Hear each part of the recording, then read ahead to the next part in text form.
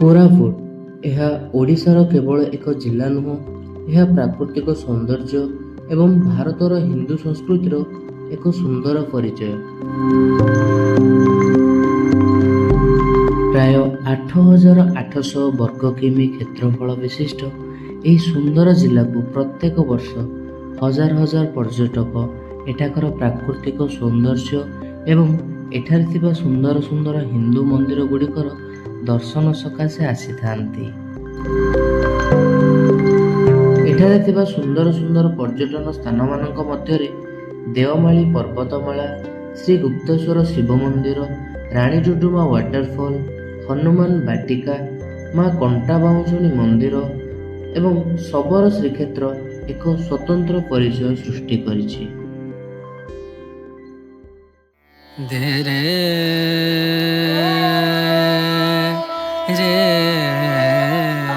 ତ ଜୟ ଜଗନ୍ନାଥ ସାଙ୍ଗମାନେ, ବର୍ତ୍ତମାନ ଆମେ ଆସି ପହଞ୍ଚି ସାରିଛୁ ବାବା ଗୁପ୍ତେଶ୍ୱରଙ୍କ ଟେମ୍ପଲ, ଯୋଉଟା କି ଜୟପୁରରେ ଅବସ୍ଥିତ।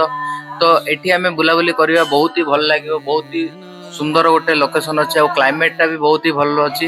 ତ ବର୍ତ୍ତମାନ ଆପଣ ମାନେ ଦେଖୁଛନ୍ତି ଏକ୍ସପ୍ଲୋର କୋରାପୁଟ ଏପିସୋଡ 1। ଶ୍ରୀ ଗୁପ୍ତେଶ୍ୱର ମନ୍ଦିର, ଯାହାକି ଜୟପୁର ଠାରୁ 55 କିଲୋମିଟର ଦୂରରେ କୋରାପୁଟ ଜିଲ୍ଲାର ରାମଗିରି ପାହାଡ଼ରେ ଅବସ୍ଥିତ। ଏହି ମନ୍ଦିରର ମୁଖ୍ୟ ଆକର୍ଷଣ ହେଉଛି ଏଠାରେ ଥିବା ଏକ ବିଶାଳ ଆକୃତିର ଶିବଲିଙ୍ଗ, ଯାହାକି ଏକ ପ୍ରାକୃତିକ ଗୁମ୍ଫା ମଧ୍ୟରେ ଅବସ୍ଥିତ।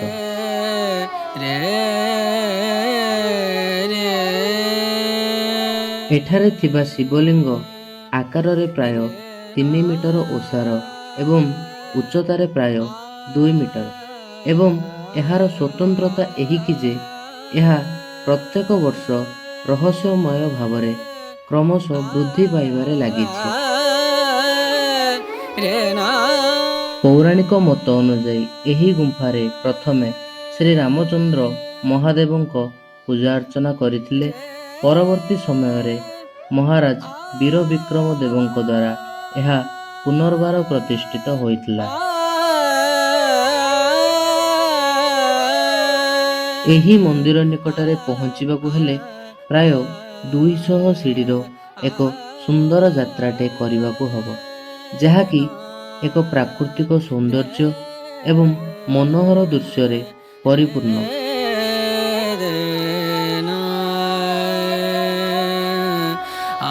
ମନ୍ଦିରଟି ଯେତିକି ହିଁ ଆଧ୍ୟାତ୍ମିକତା ଏବଂ ରହସ୍ୟରେ ପରିପୂର୍ଣ୍ଣ, ସେହିପରି ମନ୍ଦିର ନିକଟର ପରିବେଶ ମଧ୍ୟ ସେତିକି ହିଁ ସୁନ୍ଦର ଏବଂ ମନୋହର।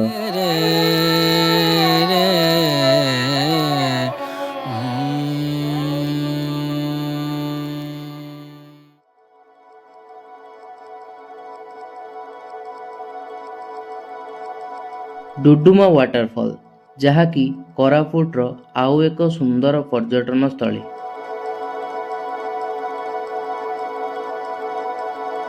ପ୍ରାୟ 515 ଫୁଟ ଉଚ୍ଚତା ବିଶିଷ୍ଟ ଏହି ସୁନ୍ଦର ଜଳପ୍ରପାତ ଓଡ଼ିଶାର କୋରାପୁଟ ଏବଂ ଆନ୍ଧ୍ରପ୍ରଦେଶର ବିଶାଖାପଟ୍ଟନମ ବର୍ଡର ଅନ୍ତର୍ଗତ ଏକ ସୁନ୍ଦର ପର୍ଯ୍ୟଟନ ସ୍ଥଳୀ, ଯାହାକି ଜୟପୁର ଠାରୁ ମାତ୍ର 78 କିଲୋମିଟର, କୋରାପୁଟ ସହର ଠାରୁ ମାତ୍ର 70 କିଲୋମିଟର ଏବଂ ବିଶାଖାପଟ୍ଟନମ ଠାରୁ ମାତ୍ର 182 କିଲୋମିଟର ଦୂରରେ ଅବସ୍ଥିତ।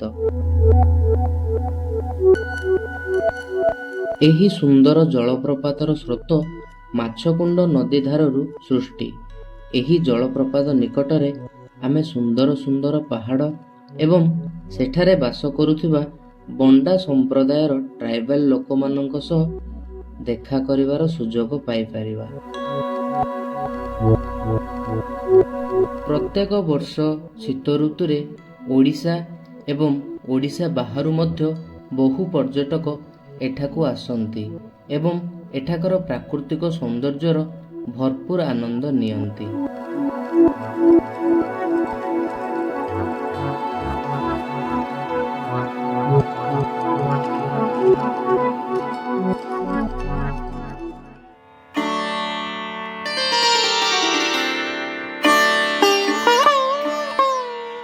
ହନୁମାନ ବାଟିକା ଓଡ଼ିଶାର ରାଉରକେଲାରେ ଥିବା ଏକ ସୁନ୍ଦର ହିନ୍ଦୁ ମନ୍ଦିର, ଯାହାକି ହିନ୍ଦୁ ଦେବତା ଶ୍ରୀ ହନୁମାନଙ୍କୁ ସମର୍ପିତ। ଏଠାରେ ଥିବା ଶ୍ରୀ ହନୁମାନଙ୍କ ମୂର୍ତ୍ତିର ଉଚ୍ଚତା ପ୍ରାୟ 75 ଫୁଟ, ଯାହାକି ଏହାକୁ ଓଡ଼ିଶାର ଟଲେଷ୍ଟ ହନୁମାନ ଷ୍ଟାଚ୍ୟୁର ପରିଚୟ ପ୍ରଦାନ କରିଛି।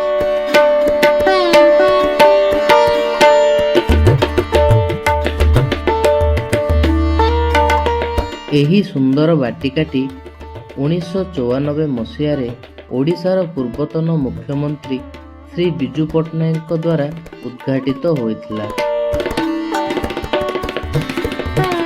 ଓଡ଼ିଶାର ରାଉରକେଲାରେ ଅବସ୍ଥିତ ଏହି ସୁନ୍ଦର ବାଟିକାକୁ ଆସିବା ଦ୍ୱାରା ଆପଣ ଏକ ଆଧ୍ୟାତ୍ମିକ ଏବଂ ଶାନ୍ତିପୂର୍ଣ୍ଣ ପରିବେଶର ଏକ ସୁନ୍ଦର ଅନୁଭୂତିଟେ ପାଇପାରିବେ।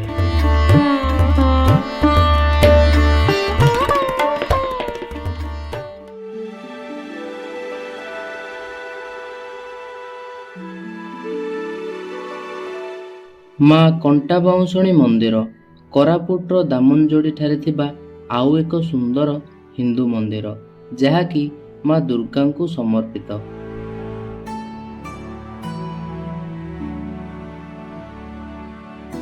କୋରାପୁଟର ଜନଜାତି ସମ୍ପ୍ରଦାୟର ଆରାଧ୍ୟ ଦେବୀ ମା କଣ୍ଟାବାଉଁଶୁଣୀ ପୂଜା ପାଆନ୍ତି ଏକ ସୁନ୍ଦର ବାଉଁଶ ଜଙ୍ଗଲ ମଧ୍ୟରେ, ତେଣୁକରି ମାଙ୍କ ନାମ ମା କଣ୍ଟାବାଉଁଶୁଣୀ। ମାଙ୍କର ଏହି ସୁନ୍ଦର ଏବଂ ଅଲୌକିକ ମନ୍ଦିରର ଦର୍ଶନ ନିମନ୍ତେ ପ୍ରତ୍ୟେକ ବର୍ଷ ହଜାର ହଜାର ଭକ୍ତ ଏଠାକୁ ଆସିଥାନ୍ତି ଏବଂ ଭକ୍ତମାନଙ୍କର ଏହା ବିଶ୍ୱାସ ଯେ ମା ଏଠାକୁ ଆସିଥିବା ସମସ୍ତ ଭକ୍ତଙ୍କର ମନସ୍କାମନା ପୁରା କରନ୍ତି।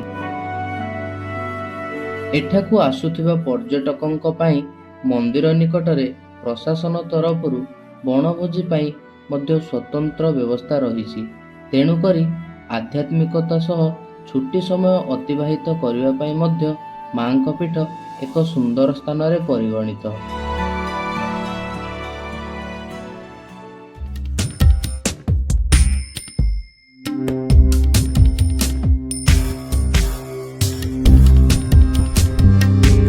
ଶବର ଶ୍ରୀକ୍ଷେତ୍ର ଦକ୍ଷିଣ ଓଡ଼ିଶାର ସର୍ବବୃହତ ଜଗନ୍ନାଥ ମନ୍ଦିର, ଯାହାକି ଓଡ଼ିଶାର କୋରାପୁଟ ଜିଲ୍ଲାରେ ଅବସ୍ଥିତ।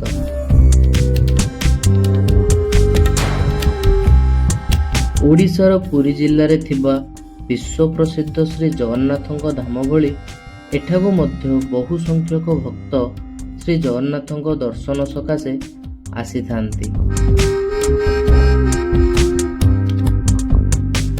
ଏହି ମନ୍ଦିରଟିକୁ ସ୍ଥାପନ କରାଯାଇଥିଲା 1972 ମସିହାରେ, ଯାହାକି ଓଡ଼ିଶାରେ ବାସ କରୁଥିବା ଶବର ଜନଜାତି ଏବଂ ଶ୍ରୀ ଜଗନ୍ନାଥଙ୍କ ମଧ୍ୟରେ ଥିବା ଅତୁଟ ଭାବର ଏକ ସୁନ୍ଦର ପରିଚୟ ପ୍ରଦାନ କରେ।